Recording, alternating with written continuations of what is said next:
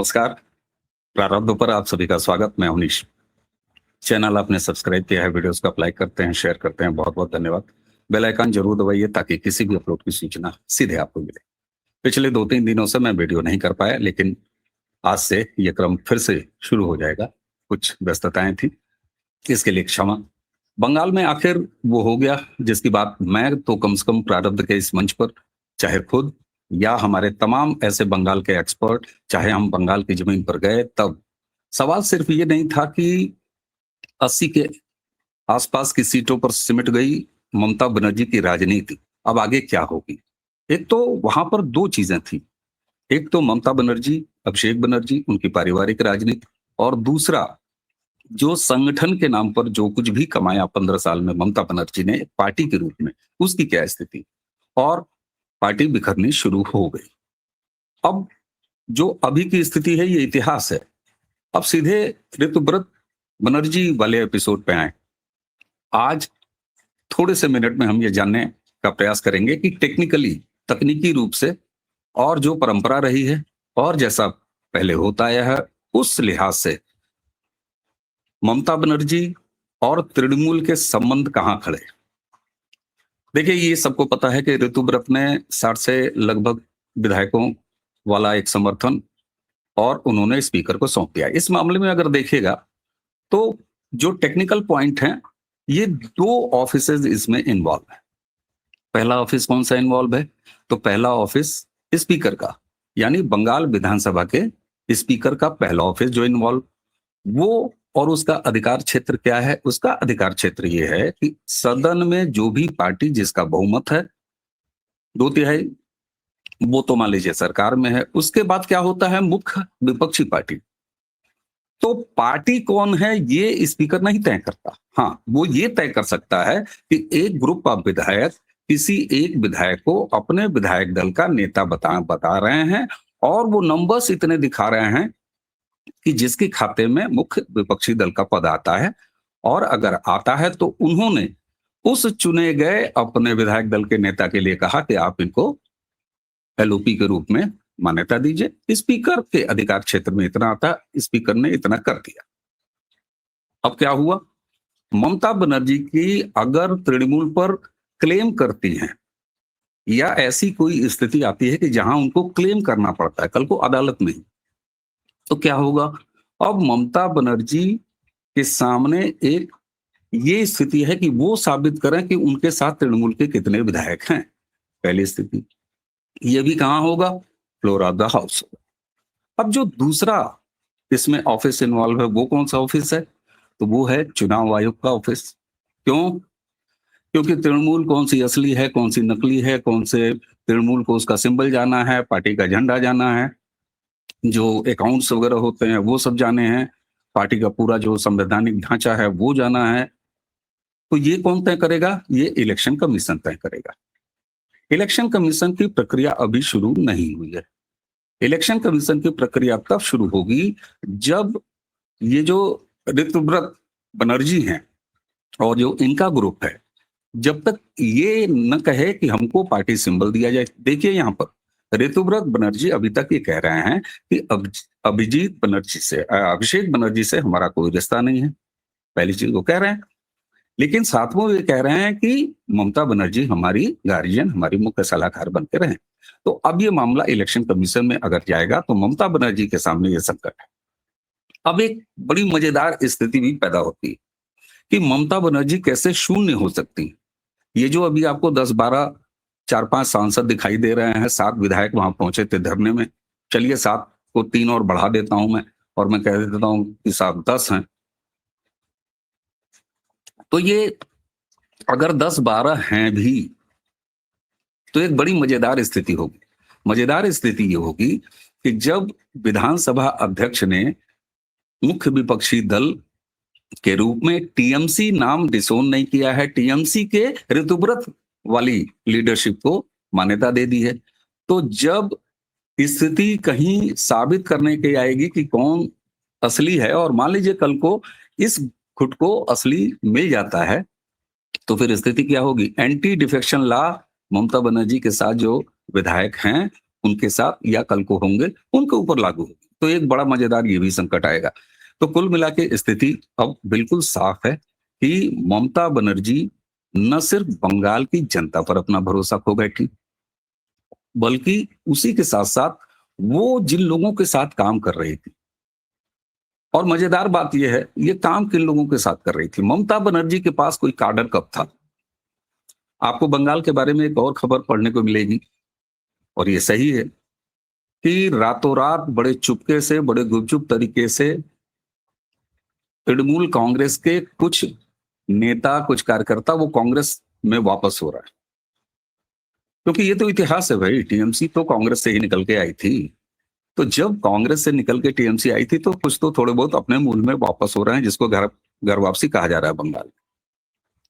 लेकिन ममता बनर्जी के साथ सबसे बड़ी जो बात यह है कि अब उनके साथ आगे रहने वाला काडर मौजूद नहीं है।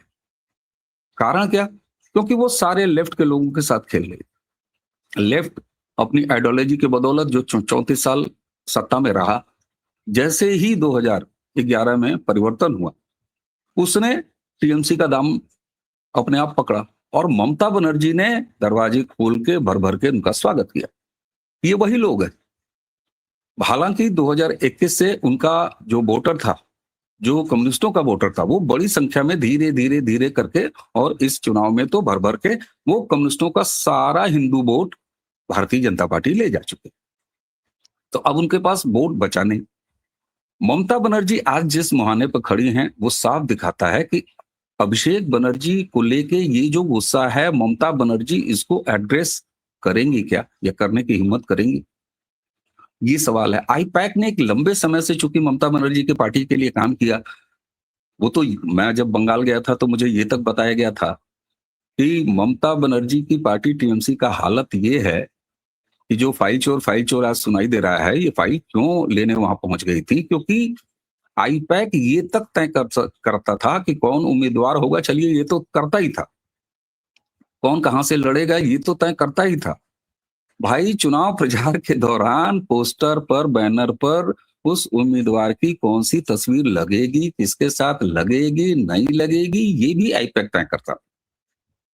और मैंने पुराने वीडियो में जब खेला होगा पहले दौर के मतदान पे ही मैंने कह दिया था कि आप क्या समझते हैं, 100 से ज्यादा जो टीएमसी के टिकट काटे थे ममता बनर्जी ने, उन्होंने चुनाव में क्या टीएमसी के लिए गद्दा और चद्दर और तकिया लगाने का काम किया था? नहीं किया था। अमित शाह ने जो 15 दिन वहां पर, और एक चीज और, भारतीय जनता पार्टी ने जिस तरीके से वहां की लोकल आइडेंटिटी, लोकल अस्मिता, जिसको ममता बनर्जी नेगेटिवली खेलती थी, उस पर खेला।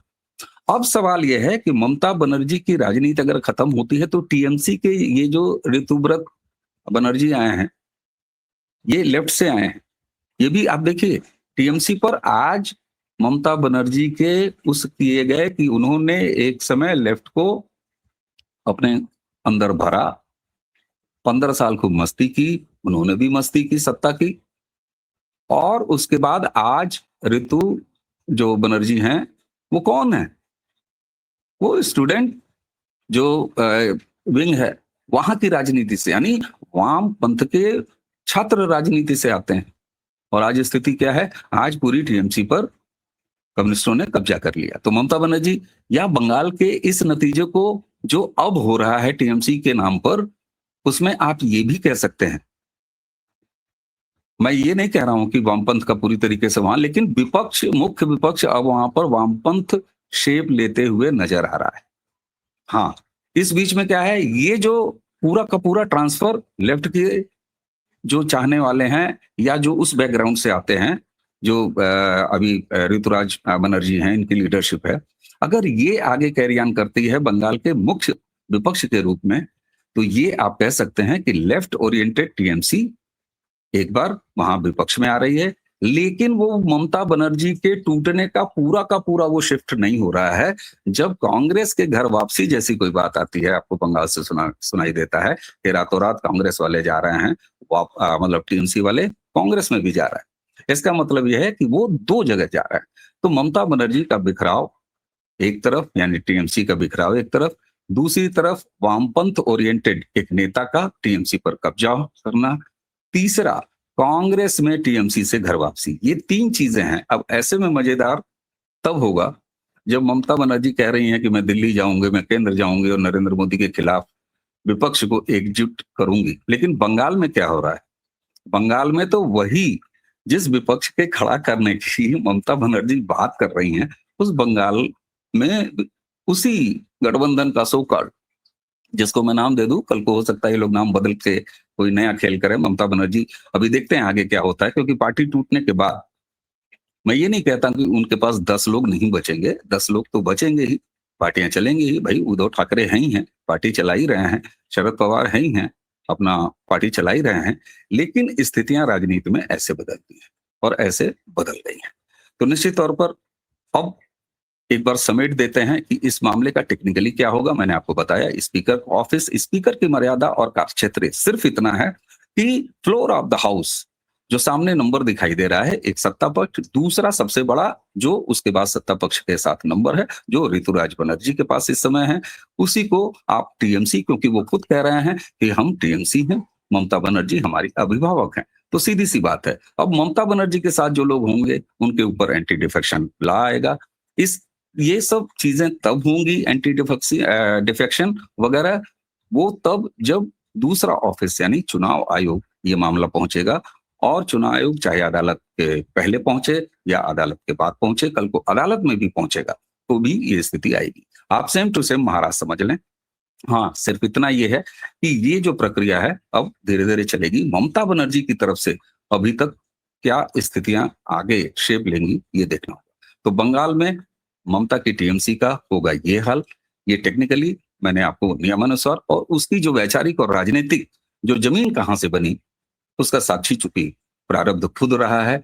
मैंने लगातार वीडियो किए हैं। मैंने ममता के अपनी विधानसभा भवानीपुर से जाके वीडियो किया, मैंने विधाननगर से वीडियो किया, तमाम जगहों पर हम घूमे, लोगों से मिले, बातचीत की और लगातार प्रारब्ध पर, चाहे मैं, चाहे हमारे गेस्ट जो भी बंगाल के एक्सपर्ट थे या जिन्होंने भी बंगाल पर अध्ययन करके बात किया, जमीन के फीडबैक लूप को लेके बात किया, आप सबने पाया कि हम सिर्फ ममता बनर्जी की सरकार को और सत्ता से जाते हुए नहीं देख रहे थे, बल्कि हमने साफ तौर पर यह देखा था कि इस देश के किसी राजनीतिक पार्टी में सबसे बड़ी और अस्वाभाविक सी दिखने वाली या असंभव सी लगने वाली एक समय तक ऐसी एक भगदड़ मचेगी जो कि एक इस देश में नजीर बनेगी, एक नमूना बनेगी। ऐसा ही तृणमूल के साथ हो रहा है। हमें उम्मीद है दर्शकों कि बंगाल पर ये चर्चा आपको पसंद आई होगी। अगर ये वीडियो आपको पसंद आ रहा हो तो जिस तरीके से चैनल को आपने सब्सक्राइब किया है, स्नेह दिया है, इस आगे भी उसे जारी रखिए और हाँ, बेल आइकन जरूर दबा लीजिए ताकि किसी भी अपलोड की सूचना आपको मिले। अब वीडियो में नियमित रहने का प्रयास करूंगा। इस बीच आपने टीम प्रारब्ध की तरफ से, हमारे साथियों की तरफ से आप सबके लिए लाए गए वीडियो को स्नेह दिया, इसके लिए भी बहुत बहुत धन्यवाद। नमस्कार, प्रणाम, जय जय श्री राम।